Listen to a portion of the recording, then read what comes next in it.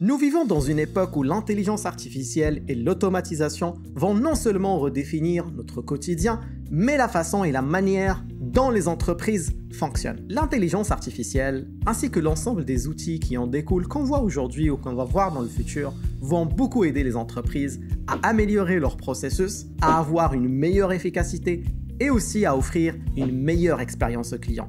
Mais surtout, ça offre une excellente opportunité pour ceux qui souhaitent se lancer dans l'automatisation couplée à l'intelligence artificielle. Je sais que certains d'entre vous aiment commencer avec des sujets complexes et avoir des vidéos du style « Comment créer une entreprise d'automatisation IA »,« Comment gagner 2500 $ grâce à un chatbot ». Mais personnellement, je trouve qu'il est essentiel de commencer par les bases et de s'auto-évaluer et de voir notre niveau, il se situe où. Car il est inimaginable pour moi d'offrir des services à des clients alors qu'on ne maîtrise pas les essentiels et certains outils. C'est pour ça que j'ai décidé de faire une vidéo avec un outil très simple et d'en profiter pour vous expliquer quelques principes de base. Ça va vous permettre de s'auto-évaluer et de savoir où est-ce que vous vous situez par rapport à ça. Mais ne vous inquiétez pas, d'autres vidéos vont suivre par la suite et on va essayer d'aller étape par étape. Alors, n'hésitez pas à activer les notifications et vous abonner à la chaîne. Dans cette vidéo, on va voir ensemble c'est quoi un chatbot. On va par la suite basculer vers la modélisation du processus et expliquer certains principes de base. Par la suite, on abordera l'outil Fluways, qui est un outil simple no-code, qui va nous permettre de construire et de builder notre chatbot. Après, on va l'implémenter sur le site web et on discutera des prochaines étapes. Bon, c'est quoi un chatbot? Un chatbot en 2023, ça change un petit peu. Mais globalement, ça reste un programme informatique qui va utiliser la puissance de l'intelligence artificielle pour interagir avec un utilisateur et répondre à ses questions d'une façon concise. Ça paraît simple, mais réellement, pour créer un chatbot efficace, ça nécessite une planification minutieuse. Avant de plonger directement dans la création de notre chatbot, il est essentiel de comprendre les besoins de l'utilisateur. C'est quoi les questions qu'il va poser? C'est quoi l'information qu'il va chercher? C'est quoi le temps de la conversation qu'on va mener avec lui? Etc. On va passer sur Miro pour faire notre modélisation, répondre à l'ensemble de ces questions et de voir c'est quoi la stack technique qu'on va utiliser. Comme vous pouvez le voir, j'ai essayé de commencer par définir c'est quoi le besoin de mon utilisateur, comme comment me contacter, mon expérience de travail, etc. Il a besoin de connaître certaines informations. Après, j'ai essayé de définir c'est quoi les potentielles questions qu'il peut poser pour chaque besoin. Donc, comment puis-je te rejoindre? Est-ce que tu as une adresse courriel? En quoi es-tu compétent? Quelle est ton expérience professionnelle? Etc.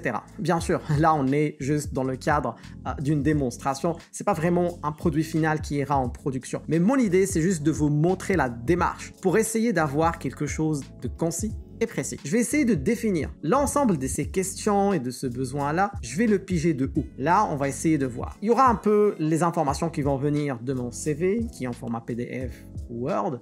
On va avoir un fichier TXT où je vais mettre l'ensemble des informations diverses que je juge nécessaires, qui ne sont pas là au niveau de mon CV. Après, je peux avoir un document Word qui détaille l'ensemble de mon expérience et aussi mon site web que je peux scraper et récupérer l'ensemble des informations qui sont dedans. L'ensemble de ces informations vont constituer comme une knowledge base sur laquelle mon chatbot pourrait se baser pour construire les réponses aux éventuelles questions. Là, on va passer un peu pour voir la stack technique qu'on va utiliser. Là, je vais vous présenter un peu Fluways. Fluways est un outil qui est simple, mais qui se base sur une librairie LangChain. Notre application, on peut la déployer en local, mais aussi on peut la déployer sur un web services.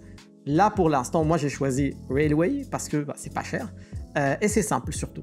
Donc, je vais vous montrer comment ça va se passer.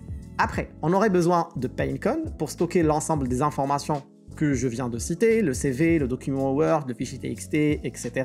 On va voir les détails après. Après, j'aurai besoin de OpenAI, de l'API de OpenAI pour mener des conversations humaines avec la personne qui va venir. Donc ça, ça constitue un peu la stack technique sur laquelle on va se baser pour construire notre chatbot. Et là, j'ai essayé de mettre un peu... Je suis en train de vous emmener avec moi sur ma réflexion pour la construction du chatbot. Là, on a l'ensemble des inputs, donc documents et sites web. On a quelque chose qui va s'appeler le chunking, je vais l'expliquer bientôt. Ça va permettre de splitter l'ensemble des inputs.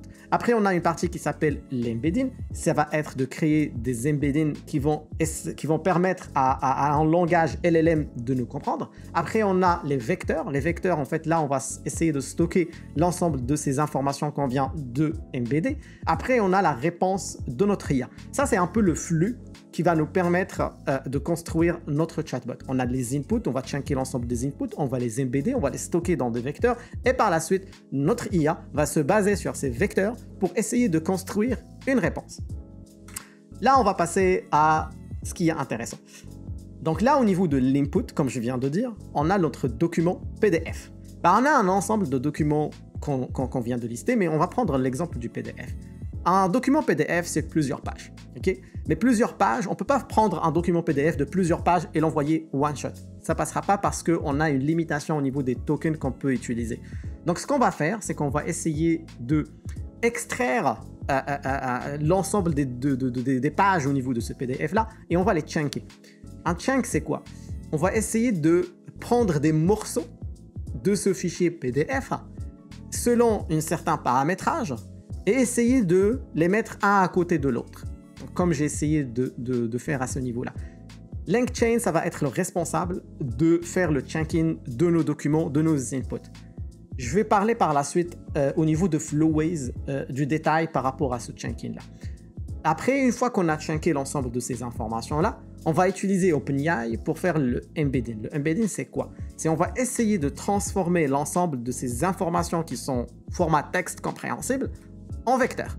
Et ça c'est compliqué un petit peu. Si je veux expliquer c'est quoi les vecteurs, ça va me nécessiter toute une vidéo. Mais on va essayer d'effleurer le sujet une fois on va être sur Flowways. Là, une fois qu'on a transformé l'ensemble de ces informations en vecteurs, ça ressemblera un petit peu à ça. C'est des chiffres qui sont constitués en 3 dimensions qui vont permettre de localiser l'ensemble des informations.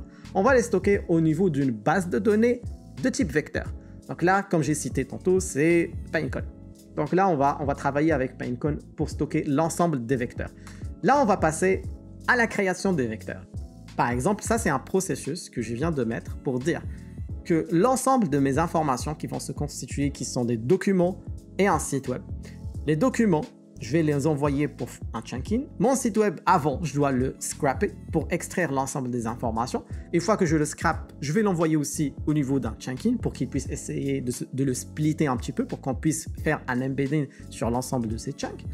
L'embedding, on va faire un call API au niveau de OpenAI pour essayer de récupérer cet embedding. Donc, on va lui donner un format texte et il va nous sortir un format vecteur. Par la suite, on va stocker l'ensemble de ces vecteurs-là grâce à l'API de Pinecone.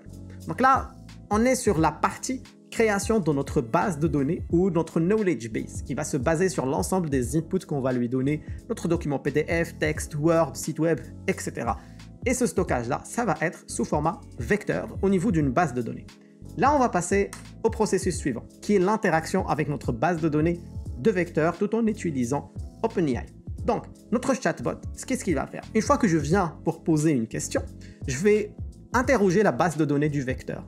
Donc, je vais dire, est-ce que j'ai quelque chose qui correspond à ça? Je vais aller utiliser un call API vers Pinecone. Par la suite, je vais aussi utiliser OpenAI. OpenAI, il va prendre l'ensemble des informations, la question de l'utilisateur, va prendre les informations qu'il a trouvées au niveau de notre base de données des vecteurs, il va essayer d'analyser l'ensemble avec son LLM, qui est son langage à lui, et il va essayer de nous donner une réponse simple selon les instructions qu'on va lui donner. On va voir ça plus en détail. J'essaie d'être simple pour le début. Après, il va donner la réponse à la fin. Donc là, on va voir notre processus au complet qui se divise sur 2 parties, qui est la partie stockage des vecteurs et la partie au niveau des réponses et l'interaction avec notre chatbot et l'utilisateur. Donc là, c'est notre architecture d'une application IA générative alimentée par un LLM. Je n'insisterai jamais assez sur l'étape de comprendre les besoins de l'utilisateur. C'est une étape cruciale dans notre processus, car c'est elle qui va permettre de donner une expérience utile et agréable à nos utilisateurs finaux. Maintenant, nous avons modélisé le processus et l'architecture qui va nous servir à créer notre chatbot. Et on a compris les principes de base dont on aurait besoin. Il est temps de passer à l'application et créer notre chatbot avec Flowways. Mais c'est quoi Flowways? Flowways est une application open source et gratuite qui se base sur le framework LangChain. Elle va nous permettre d'utiliser l'ensemble des fonctionnalités du framework LangChain sans avoir besoin à écrire une seule ligne de code. L'application Flowways peut être déployée en local, mais aussi sur un serveur web. On va essayer de voir les deux méthodes. Au niveau du site Flowways, on peut aller sur le GitHub. Et à ce niveau-là, on a la façon de comment installer Flowways en local. Je ne vais pas trop m'attarder là-dessus car c'est une méthode simple. Je vais juste vous laisser suivre les étapes et l'installer en local. Par contre, pour l'installer sur un serveur web, ça nécessite un peu plus d'étapes. C'est pour ça que je veux plus m'attarder sur la partie de comment l'installer sur un serveur web. Pour moi, j'ai choisi de le mettre sur Railway. Donc là, je vais essayer de vous expliquer comment l'installer sur Railway. Au niveau du Railway, c'est une plateforme pour héberger vos services web et déployer vos applications. C'est pas trop cher, donc je vous laisse regarder un petit peu par la suite comment ça marche Railway. La façon la plus simple pour installer Flowways sur Railway, c'est de partir d'un template. Je vais vous mettre en lien le template que j'utilise personnellement, c'est celui-là. Donc là, on va essayer de le déployer pour voir comment ça va marcher. Donc on va cliquer sur Deploy Now. Et là, ça va nous demander de se connecter à notre GitHub. Pour moi, j'ai déjà le fait, mais je vais essayer juste de ajouter ici un Y et je vais déployer ça. Une fois qu'on a lancé le déploiement, il va builder et déployer notre application. Mais par contre, il y a une petite étape qu'on a besoin de faire au niveau des variables. Il y a deux variables qu'on a besoin d'ajouter à ce niveau-là. C'est le username et le password parce qu'on a besoin de sécuriser sur quoi on travaille. Donc là, je vais créer la première variable et je vais mettre la deuxième variable qui est Flowways password. Là, je vais ajouter la deuxième. Voilà. Je vais ajouter ça. Une fois que notre déploiement va se refaire, parce que lorsqu'on ajoute des variables, on est en train de modifier notre application. Donc là, le redéploiement va se faire. Et là, on peut accéder à notre application. Comme vous pouvez le voir, il y a le déploiement qui est en train de se refaire. On va essayer d'attendre que ça termine et on va aller voir ça. Là, notre application vient d'être déployée et on a le lien pour qu'on puisse y accéder. Donc, on a le lien, on va cliquer dessus et on va partir. Là, il va nous demander notre login et notre mot de passe. On va se connecter. Et là, on a l'interface de l'application Flowways. Je vais juste basculer en mode dark. Au niveau de l'application Flowways, on a ce qu'on appelle le marketplace. À ce niveau-là, il y a plusieurs templates qui existent. Nous, on peut utiliser un template et partir de celui-là pour faire notre chatbot. Mais je vais commencer avec vous dès le départ parce que personnellement, je vais splitter ça en deux temps. Je vais faire une première partie qui va essayer d'alimenter notre knowledge base au niveau des vecteurs, comme on a essayé de le voir au niveau de notre processus. Donc, on va prendre l'ensemble des informations dont on aurait besoin et les envoyer sur la base de données des vecteurs. Et après, on aurait la deuxième partie, on va créer un chatbot spécifique qui va juste aller taper et récupérer les informations de cette base de données qu'on a préalablement créée. On va voir ça. Donc, je vais commencer par créer un nouveau chatbot. Voici l'interface de Flowways. On peut zoomer et dézoomer. Et pour ajouter des cartes à ce niveau-là, on a l'ensemble des cartes dont on aurait besoin. Si on essaye de suivre le processus qu'on a mis en place, on va en avoir besoin de loader des informations qui existent sur des documents. Donc là, on a Document Loader. À ce niveau-là, je vais essayer de voir qu'est-ce que j'ai. On a plusieurs informations, plusieurs choses qu'on peut faire. Mais là, on va dire que, imaginons, j'ai mon fichier PDF. Donc là, j'ai mon fichier PDF que je vais essayer de récupérer et utiliser. On a plusieurs loaders. Donc là, on va dire que j'ai par exemple aussi mon fichier TXT ou mon fichier docx. J'ai aussi tout un folder si je veux utiliser tout un folder. On a les documents, les web scrappers qu'on va aussi utiliser. Je vais ajouter la partie text file et je vais aussi ajouter un scrapper qui est, je pense que je vais utiliser Puppeteer. Ok, c'est celui-là. Donc, organisons tout ça. On a notre fichier PDF, on a notre fichier TXT et on a notre web scrapper. À ce niveau-là, comme on a pu le voir, au niveau des étapes du processus, on a besoin de shrinker l'ensemble de ces documents-là. Donc, ce qu'on va essayer, c'est d'utiliser ce qu'on appelle un un Recursive Character Splitter. Donc là, il se trouve à ce niveau-là. Je pense qu'il est plus au niveau de Text Splitter. Recursive Character Splitter. Il se retrouve... Ok, c'est celui-là. Celui-là, il va nous permettre de splitter l'ensemble des informations qui se trouvent au niveau du PDF, du text file et du résultat de mon scrapper. Donc, on va juste essayer de lier l'ensemble à travers ici, comme ça. Hop, je fais l'ensemble des liens. Au niveau du caractère text splitter, on va essayer de s'attarder un petit peu sur les deux paramètres, chunk size et chunk overlap. Comme on a pu voir au niveau de notre modélisation du processus, lorsqu'on a un document qui représente plusieurs pages, beaucoup de texte, on ne peut pas juste le prendre et l'envoyer tel quel comme ça parce qu'on a une limitation au niveau des tokens. Donc ce qu'on va essayer de faire, c'est de le splitter en plusieurs morceaux. Et ces morceaux-là, ils ont une taille. Et c'est ce qu'on appelle les chunk size. Ça va être la taille de nos petits morceaux qu'on va envoyer.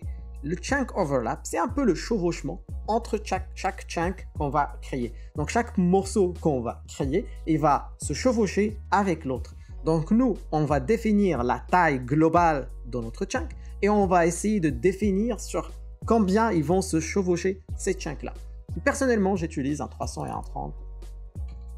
Pas plus compliqué que ça. Donc on va essayer de mettre chunk size 300 et chunk overlap 30. On lit l'ensemble à notre PDF, notre text file et notre scrapper. On a mis la première étape.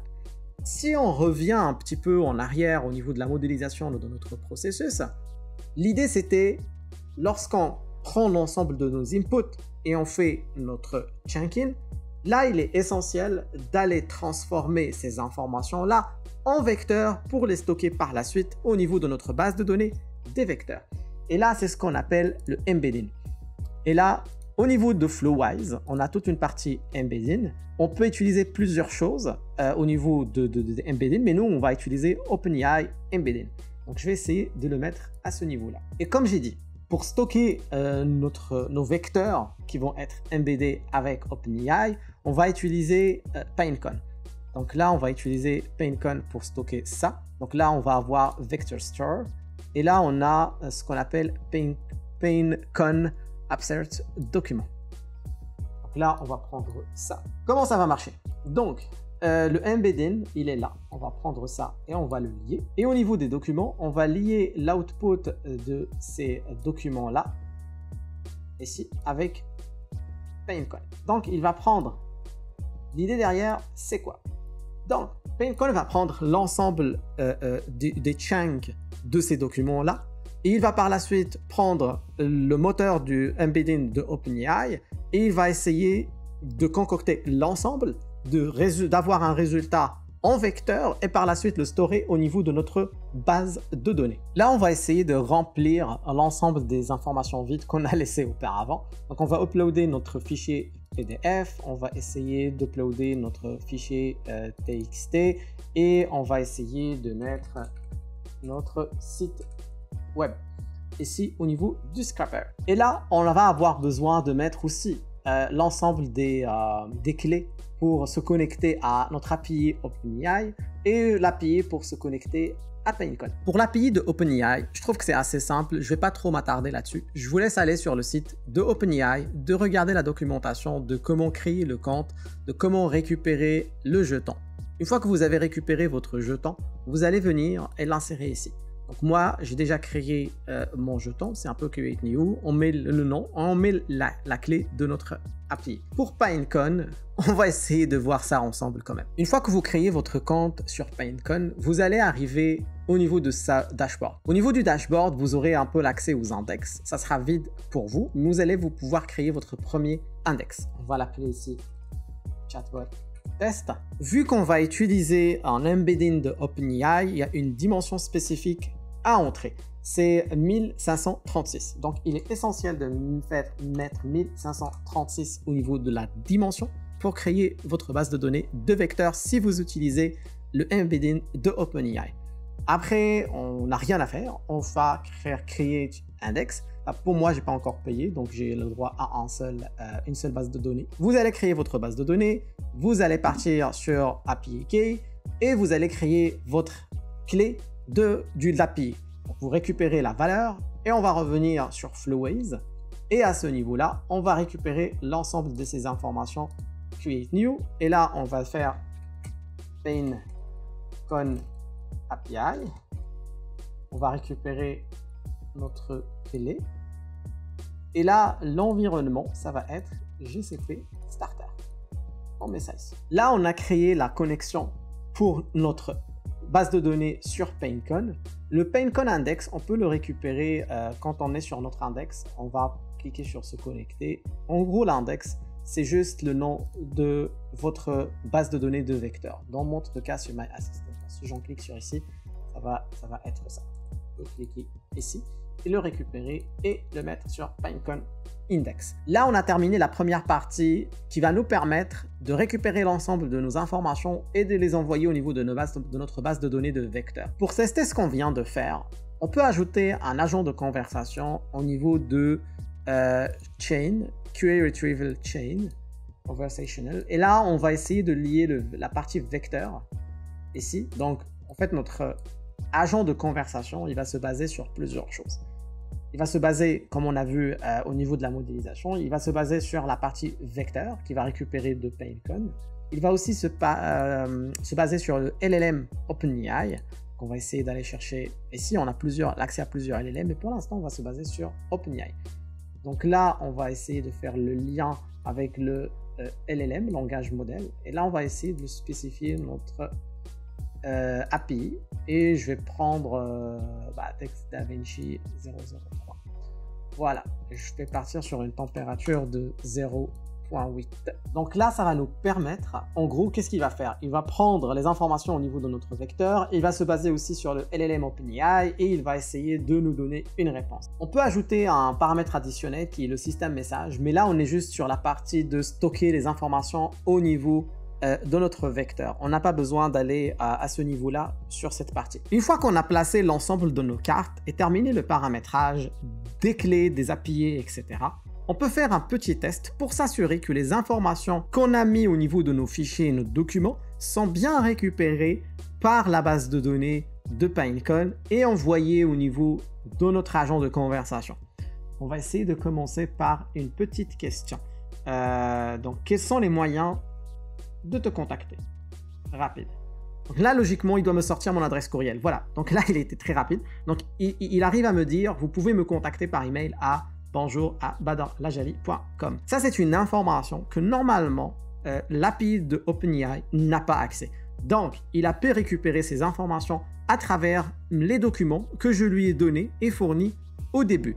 Donc là, notre but ici, c'était juste de tester très rapidement est-ce qu'il a cette information. Mais là, on va passer à la mise en place de notre vrai bot qui va se baser sur la base de données qu'on a là et nous faire une réponse correcte. Et on va voir, il y a quelques petites particularités. Là, on va essayer de créer le vrai chatbot qui va se baser sur les bases de données des vecteurs et nous donner des réponses concises et précises. Ça va être très simple vu qu'on a fait la première partie. Pourquoi je le fais en 2 temps? C'est pour éviter de à chaque fois faire une création des informations, genre de récupérer le scrapping, de récupérer les PDF, le texte, d'aller vers la base de données, de stocker ça et de faire les réponses.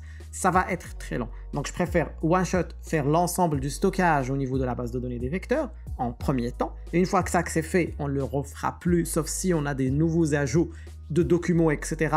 On a besoin d'apporter au niveau de notre base de données de vecteurs.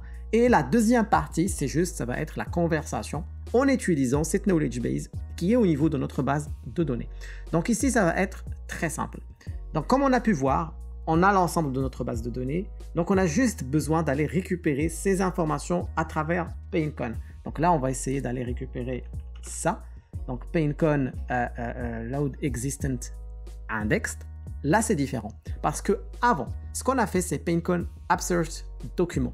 Donc là, on était en train de envoyer des documents ou des informations à PaintCon. Là, on va essayer juste de récupérer des informations qui existent déjà au niveau de PaintCon.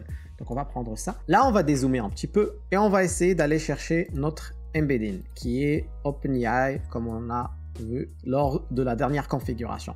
Une fois qu'on a récupéré les deux, on fait le lien. Ce qui va venir par la suite, c'est la partie de conversation. Et là, on va récupérer ça au niveau des chains. Conversational Retrieval QA Chain. Et là, ce qu'on va faire, c'est qu'on va ramener aussi notre LLM de OpenAI. Donc là, c'est LLM et on va chercher le wrapper OpenAI. On dézoome, on récupère ça, on fait notre lien. Ça va avec le language model de OpenAI. Ça va avec la base de données des vecteurs. La partie memory, on peut l'ajouter, mais normalement, en fait, il y a une affectation par défaut qui se fait. Mais je peux ajouter une carte de buffer memory pour avoir un accès à l'historique de notre chat. Donc là, je fais le lien. À ce moment-là, on a fait l'ensemble des liens. Ça veut dire que lorsque notre utilisateur va poser une question, ce qu'on va faire, c'est qu'on va utiliser le LLM de OpenAI plus les informations qu'on a au niveau de notre base de données de vecteurs, plus les informations qu'on a au niveau de l'historique de notre chat pour fournir une réponse. Cependant, il y a un truc qui est intéressant, c'est qu'on peut donner un système message. Un système message, c'est quelque chose qui va ressembler à un rôle qu'on va donner à notre LLM. Moi, j'ai concocté un petit système message que je vais juste faire un copier-coller. L'idée derrière, c'est que je puisse dire que tu assumeras le rôle d'assistant personnel de Badr en utilisant toutes les informations que tu trouveras pour répondre de manière professionnelle aux diverses questions posées par les visiteurs. Si une question dépasse ton champ de connaissances, il te suffira de dire « je ne dispose pas de cette information ». Et là, j'ajoute un petit touch, c'est de dire « utilise des emojis dans tes réponses pour les rendre dynamiques ». Tu vas toujours répondre en français, sauf si on te demande de changer la langue. Donc là, c'est le message que j'ai mis en place. À ce stade-là, il est possible qu'on puisse tester notre chatbot et voir comment il va réagir avec une ou deux questions, histoire de voir est-ce qu'il va vraiment aller récupérer les informations qu'on a déjà stockées auparavant au niveau de notre base de données de vecteurs. Là, je vais juste aller checker ça. Allez, on va commencer par une question. Peux-tu partager tes liens vers les réseaux sociaux? C'est une question qu'on a déjà eue au niveau de notre diagramme de processus sur Miro. Là, je vais faire peux-tu partager. Donc là, il a bien récupéré ces informations. Juste aller essayer de chercher une autre question. J'avais déjà eu celle-là. En quoi es-tu compétent pour aider?